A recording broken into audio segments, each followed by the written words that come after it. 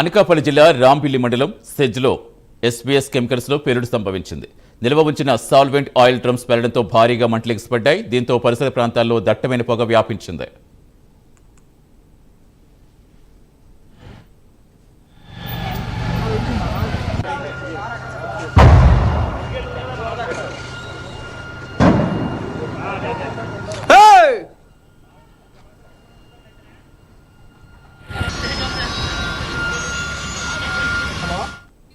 అనకాపల్లి జిల్లా రాంపిల్లి మండలం సెజ్లో SVS chemicals లో పేలుడు సంభవించింది. నిల్వ చేసిన సాల్వెంట్ ఆయిల్ డ్రమ్ములు పేలడంతో భారీగా మంటలెగిసిపడుతున్నాయి.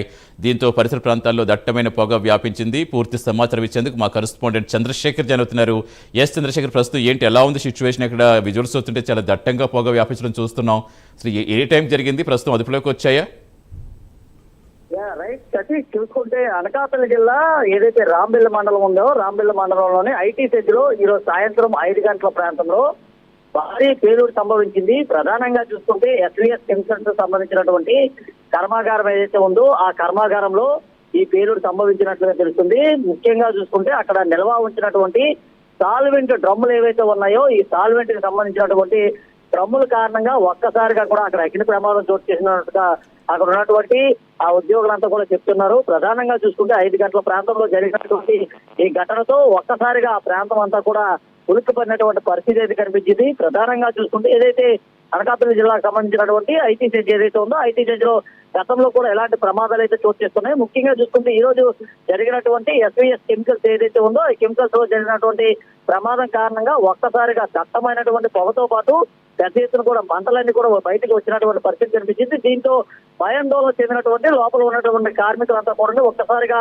పరుగులు తీసినటువంటి పరిస్థితి కనిపించింది. అయితే ఈ ఘటనపై స్థానిక ఏదైతే అనకాపల్లి జిల్లాకు సంబంధించినటువంటి ఆ రాష్ట్ర ఐటీ మంత్రి కూడా పూర్తిగా కూడా స్పందించింది. హోంమంత్రి అనిత స్పందించి అనకాపల్లి జిల్లా కలెక్టర్ తో పాటు జిల్లా ఎస్పీతో కూడా వెంటనే ఫోన్ లో మాట్లాడి అసలు ఏం జరిగిందనే దానిపైన పూర్తిగా ఆమె అయితే సమాచారం అడిగి తెలుసుకున్న పరిస్థితి కనిపించింది. అలాగే అగ్నిమాపక సిబ్బందులు కూడా వెంటనే సిద్ధం చేసి ఆ మంటలు ఏవైతే ఉన్నాయో మంటలను త్వరితగతిన అదుపులోకి తీసుకురావాలంటూ కూడా చెప్పిన పరిస్థితి కనిపించింది. అయితే ప్రధానంగా చూసుకుంటే అసలు ఈ అగ్ని ప్రమాదం ఏ విధంగా జరిగిందనే దానిపైన ప్రధానంగా తెలియాల్సినటువంటి పరిస్థితి ఉంది. ముఖ్యంగా చూసుకుంటే అక్కడ కొంతమంది విధులు నిర్వహిస్తున్నట్లు తెలుస్తున్నా. విధులు నిర్వహిస్తున్నటువంటి సమయంలో ఈ ప్రమాదం జరగడంతో ఒకరిద్దరు కార్మికులు గాయపడినట్లు కూడా సమాచారం అయితే వస్తుంది.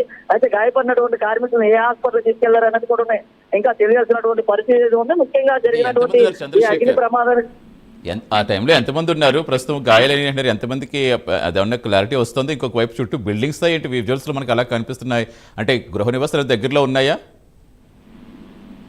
అది చూసుకుంటే ఏదైతే ఎస్వీఎస్ కెమికల్స్ ఏదైతే ఉందో ఎస్వీఎస్ కెమికల్స్ అక్కడ పక్కనే ఉన్నటువంటి గృహ నివాసాలకు ఆనుకొని నిర్మించినట్లుగా తెలుస్తుంది. దాదాపు 5:30 గంటల ప్రాంతంలో జరిగినటువంటి ప్రమాదంలో అక్కడ దాదాపు 20 నుంచి 25 మంది కార్మికులు విధుల్లో ఉన్నట్లుగా తెలుస్తుంది. అయితే వారంతా కూడా ఈ పిరి సమాధం ఏదైతే శబ్దం వచ్చిందో శబ్దంతో ఒక్కసారిగా కూడా అక్కడ నుంచి అంతా కూడా పరుగులు తీసినటువంటి పరిస్థితి అయితే కనిపించింది. ఒకరిద్దరు కార్మికులకి గాయాలు తప్ప మిగతా వారంతా కూడా తప్పించుకుంటుంది. ప్రధానంగా ఈ ప్రమాదం జరిగిన తర్వాత పూర్తిగా కూడా ఆ ప్రాంతం అంతా కూడా ఒక్కసారిగా శబ్దంతో మోకరిల్లినటువంటి పరిస్థితి కనిపించింది. ఈ నేపథ్యంలోనే పూర్తిగా అప్రమత్తమైనటువంటి అగ్నిమాపక సిబ్బంది వెంటనే ఆ ప్రాంతానికి చేరుకున్న మంటలను అయితే ప్రస్తుతం అదుపు చేస్తున్నటువంటి పరిస్థితి అయితే ఉంటుంది.